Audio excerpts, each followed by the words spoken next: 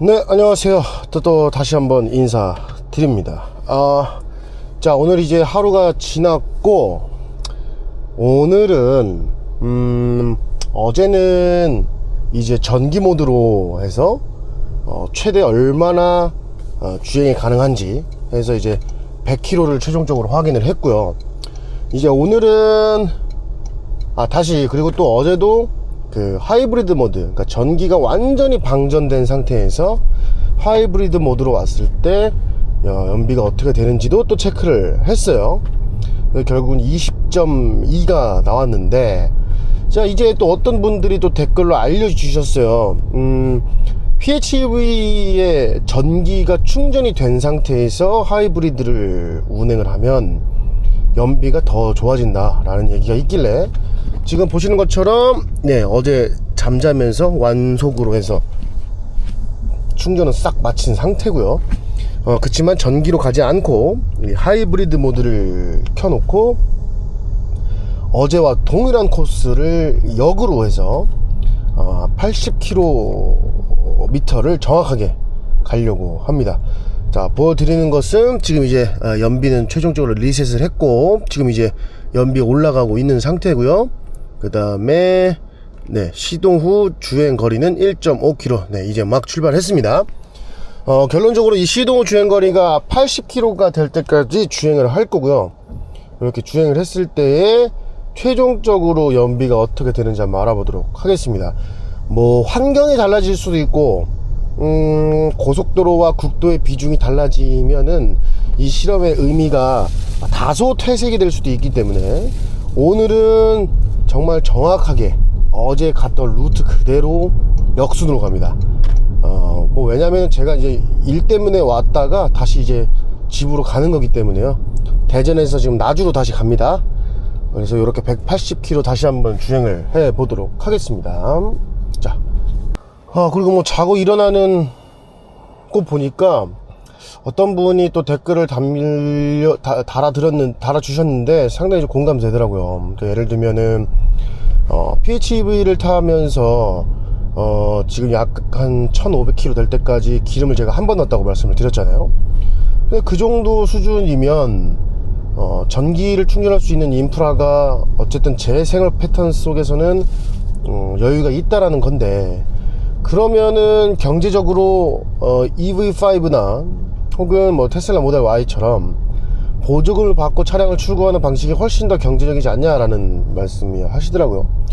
제가 근데 1편을 한번 좀 봐주셨으면 좋겠어요. 제가 이제 EV5도 고민했었고 테슬라 모델 Y도 똑같이 고민을 했었는데, 결국은 정말 그 경제성, 가성비를 따진다면 저는 지금도 좀 기다렸다가 보조금을 받고 전기차를 출고하는 게 더 좋은 선택이라고 생각을 합니다.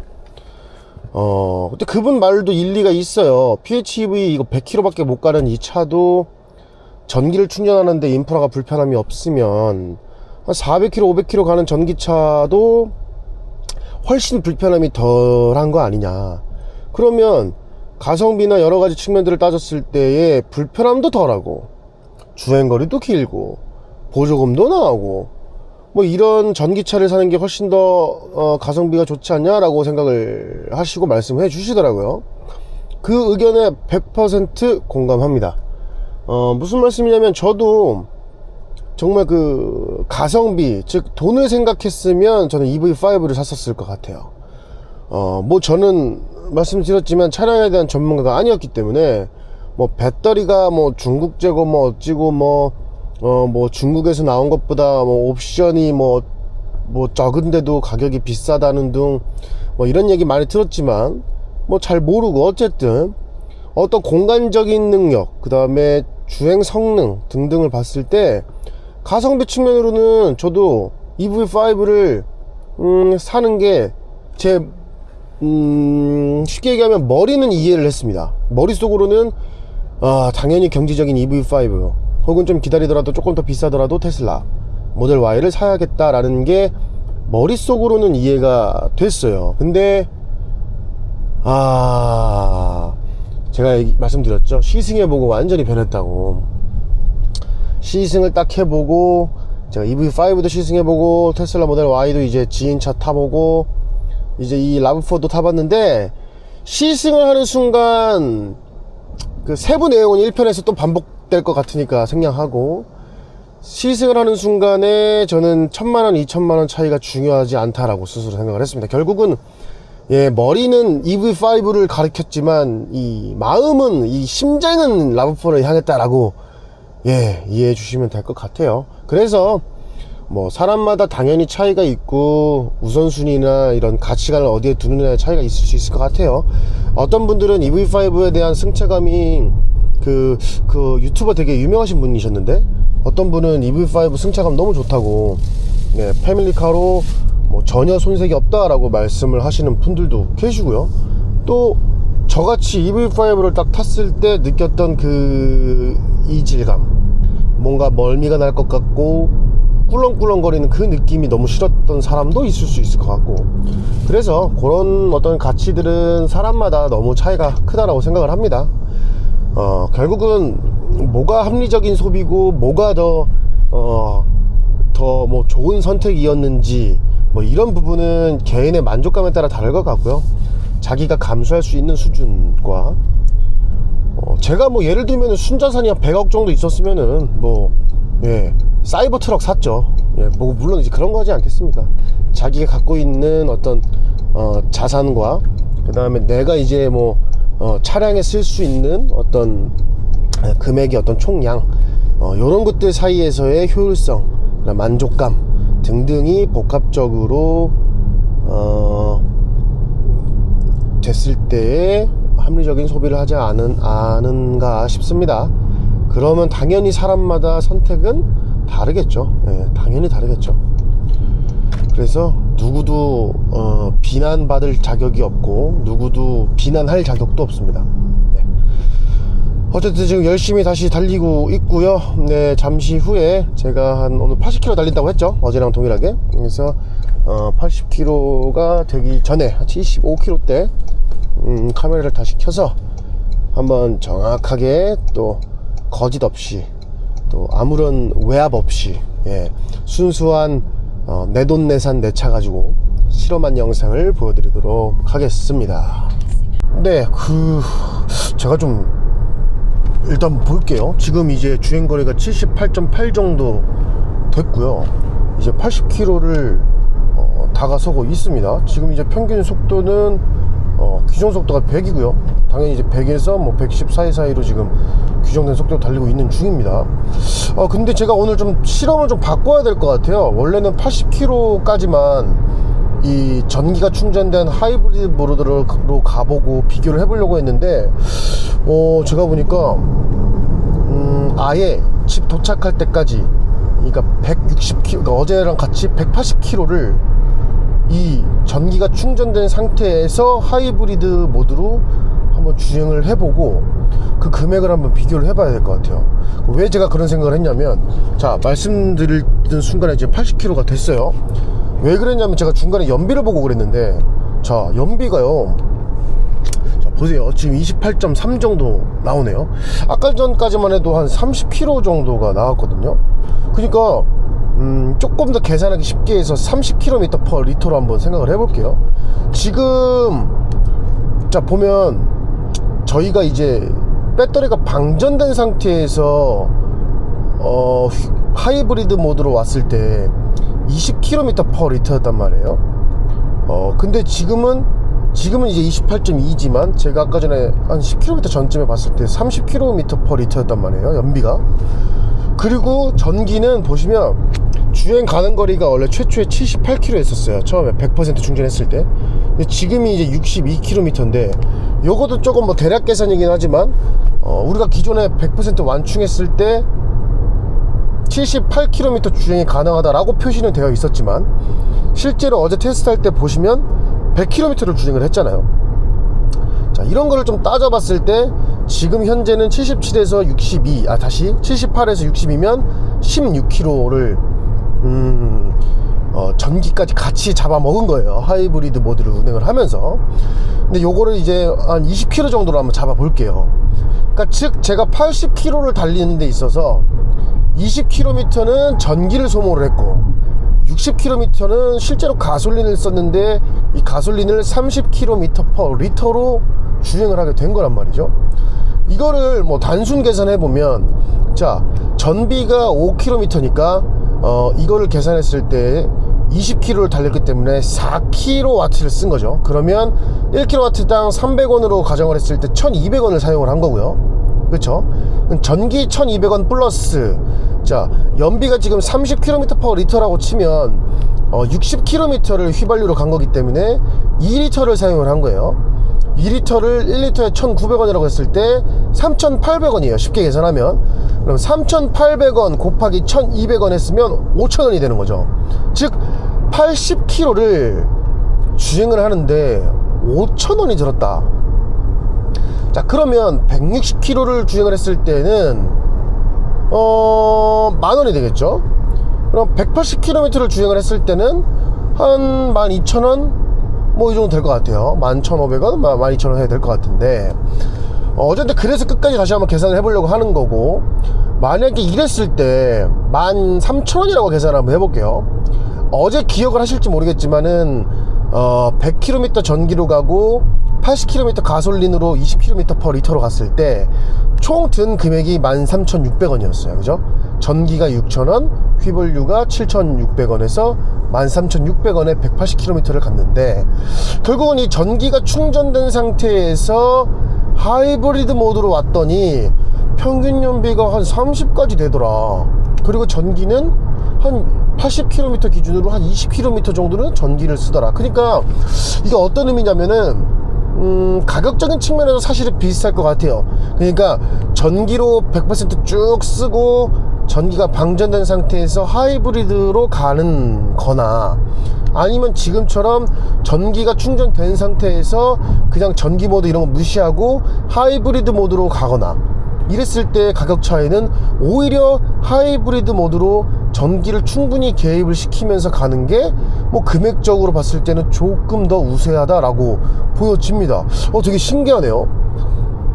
이게 왜 그런가 하면, 이 토요타의 하이브리드 모드는 기존에 방전된 상태에 있을 때는 일반 하이브리드 모드처럼 뭐 예를 들면은 평지나 내리막길, 그리고 시동을 켰을 때에 처음 스타트할 때, 그럴 때 전기를 쓰고 어느 정도 속도가 붙거나 가속도가 붙을 때는 바로 엔진이 개입을 하는 시스템이란 말이에요. 근데 지금 배터리가 잔량이 있는 상태에서 하이브리드의 모드는 조금 더 다른 것 같아요. 전기의 개입이 훨씬 더 많아졌어요. 제가 보면 이런 평지나 살짝 지금 오르막길 보시면은 살짝 고속도로에서 오르막길인데, 이럴 때는 바로 이제 전기 개입이 없이 엔진 개입을 해서 하이브리드 모드로 가고 있고요. 근데 쉽게 생각해서 일반적인 평지가 딱 들어오면 바로 전기를 들어가요.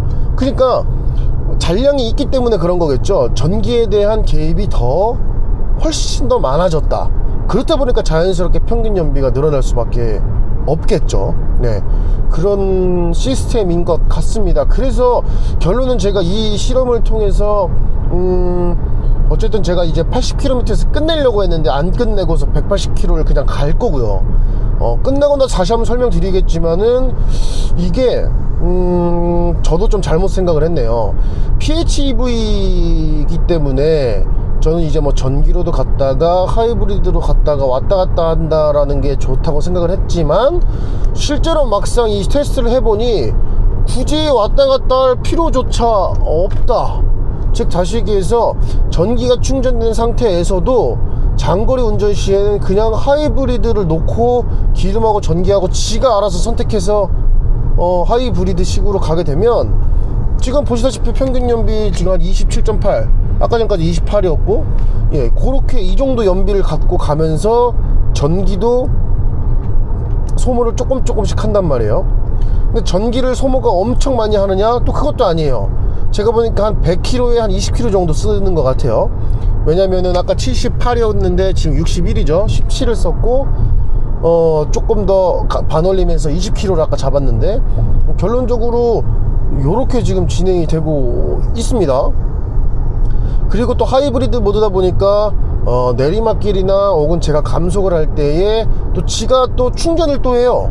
네, 완전히 그 오토 차지 정도 수준은 아니고 그냥 하이브리드 모드에서 전기를 충전하는, 배터리를 충전하는 그 정도 수준에서 충전을 하는데, 그렇다 보니까 제가 굳이 전기 모드로 썼다가 뭐 하이브리드로 바꿨다가 뭐 이럴 필요도 사실 없어 보여요. 그냥 말 그대로 이거 일본 차 좋아하시는 분들은 좋아하실 것 같아요. 뭐냐면 신경을 안 써도 되는데요. 구태여 내가 저기 전기로 갔다가 막 휘발유로 갔다가 이럴 필요도 없어. 그냥 집에서 완속 충전기 꽂아놓은 상태에서 나와서 장거리 탈 때 하이브리드로 그냥 가세요. 제가 봤을 때 그게 더 좋은 것 같은데요. 어쨌든 금액 차이는 제가 80km를 정확하게 주행을 했기 때문에 이 하이브리드 모드로 갔을 때 5,000원이 든다 그랬고, 그리고 요거를 180km로 환산을 하면 한 12,000원 정도가 된단 말이에요. 그러면 12,000원 정도가 됐을 때 실제로 우리가 전기 100, 나머지 80 가솔린으로 갔을 때에 13,600원을 썼단 말이에요. 그러니까 이 가격적인 측면에서 한 1,600원 정도, 한 2,000원 선에서 왔다 갔다 한단 말이에요. 180km를 가는데 2,000원 정도의 차이면 솔직히 뭐 감수할 수 있는 수준을 생각해요. 뭐가 더 저렴하고 뭐가 더 비싸던 간에. 어쨌든 지금 뭐 실험을 통한 결과에서는 사실 그냥 배터리가 충전된 상태에서 하이브리드로 가는 게 조금 더 경제적이다. 근데 여기서 또 오해를 하실 수도 있는 게 뭐냐면 이게 100% 동일한 환경은 아니에요, 사실. 왜냐면 지금 이 전기가 충전된 상태에서 하이브리드로 가고 있지만 여기는 휘발유 플러스 전기를 사용하고 있기 때문에 제가 최대한 계산해서 이렇게 얘기를 하지만 그게 뭐 100% 정확하진 않다. 그래서 요 조건이 조금 차이는 난다. 그래서 아까 말씀드렸다시피 뭐 플러스 마이너스 1,000원 2,000원 요 정도 차이는 날 것 같고요. 결론적으로는 그런 걸 떠나서 내가 굳이 절약을 하기 위해서 고민하지 않아도 이 방법도, 이 배터리가 충전된 상태에서 그냥 하이브리드 모드로 가는 것도 하나의 선택지가 될 수가 있다라는 거죠. 근데 이제 사실은 요 모드로 주행을 했을 때는 그 전기차처럼 이렇게 조용하게 정숙하게 나가는 이런 느낌은 없죠. 그냥 이제 하이브리드 모드예요. 하지만 이 하이브리드 모드도 밟으면 쭉쭉 나가고 쓰면 쭉쭉 쓰고 이런 것들이 뭐 사실상은 비슷하게 돌아간다. 그래서 정말 재밌는 그런 결과인 것 같습니다. 자, 어쨌든 여기서 좀 어느 정도 카메라를 좀 일시정지를 좀 하고요. 제가 결론은 중간에 전기로 바꿔서 가려고 했는데 그렇게 안 하고 그냥 180km를 하이브리드 모드로 가겠습니다. 그래서 가보고 실제로 이 금액이 연비가 정확하게 얼마나 차이가 나는지 한번 볼게요. 재밌는 결과가 나오지 않을까 싶습니다. 네, 그럼 잠시 후에 또 뵙겠습니다. 네, 다시 이제 카메라를 켰고요. 실험이 어느 정도 이제 마무리 돼가고 있습니다. 지금은 주행거리가 176.9km, 177km를 향해 가고 있고요. 3km 정도 남았네요. 180km가 딱 됐을 때의 연비를 한번 보도록 하겠습니다. 먼저 지금 연비는 보면은 23.2 정도 나오네요. 아까 전에 중간에는 한 30 정도까지 나와서 28에서 30 정도 나와서 이 정도 나오는 거 보구나, 엄청 좋네 라고 생각을 했는데 조금 더 180km 정도 주행을 하니까 딱 요 정도 나오는 것 같아요. 23 정도, 23에서 24 정도 나오는 것 같아요. 주행 스타일에 따라 좀 다르겠죠. 자, 그러면 이제 결국은 저는 이제 계산을 해야 되니까 한번 계산을 한번 해보겠습니다. 지금 177.6이고 아까 봤지만 23km/L로 계산을 한번 해볼게요. 그리고 전기는 보시는 것 같이 지금 61km 찍혀 있죠. 갈 수 있는 거리가 처음에 100km 기준이었 100% 기준이었을 때 77km를 갈 수 있다고 돼 있었고요. 그게 하이브리드 모드로 지금 이제 오다 보니까 전기가 충전이 돼 있으니까 얘도 하이브리드 모드지만 기본 방전된 상태보다도 훨씬 더 많은 전기를 얘가 갖다 쓰고 있어요. 그러니까 적극적인 전기 모터의 개입을 지가 스스로 판단해서 하고 있는 겁니다. 배터리가 있으니까. 결국 효율적으로 운전하기 위해서 스스로가 계속 전기로 갔다가 엔진을 개입시켰다가 하는 모드로 전환을 하고 있는 것 같아요.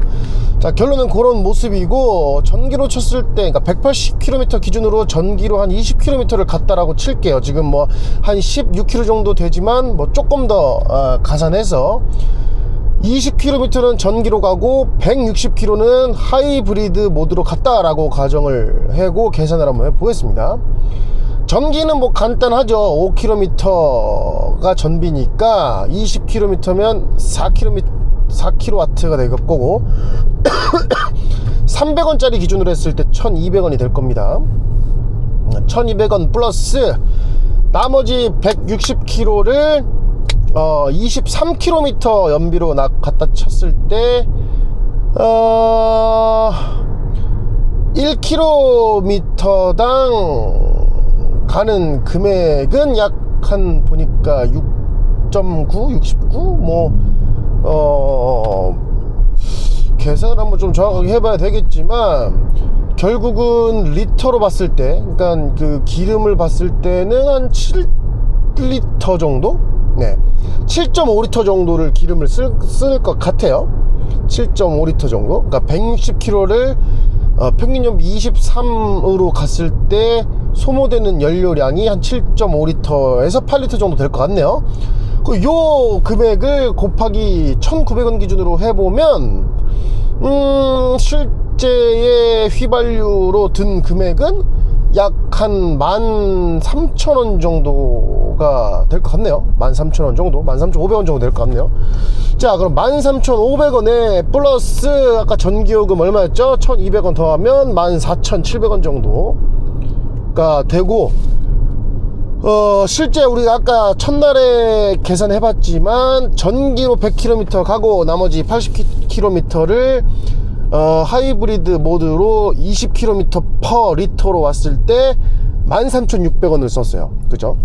13,600원을 썼지만 이렇게 전기가 충전된 상태에서 그냥 하이브리드 모드로 아무 고민 없이 왔을 때 대략적으로 한 14,500원 정도, 한 900원 정도가 차이가 나는 것 같아요. 제가 계산을 조금 더 러프하게 했어요. 일부러.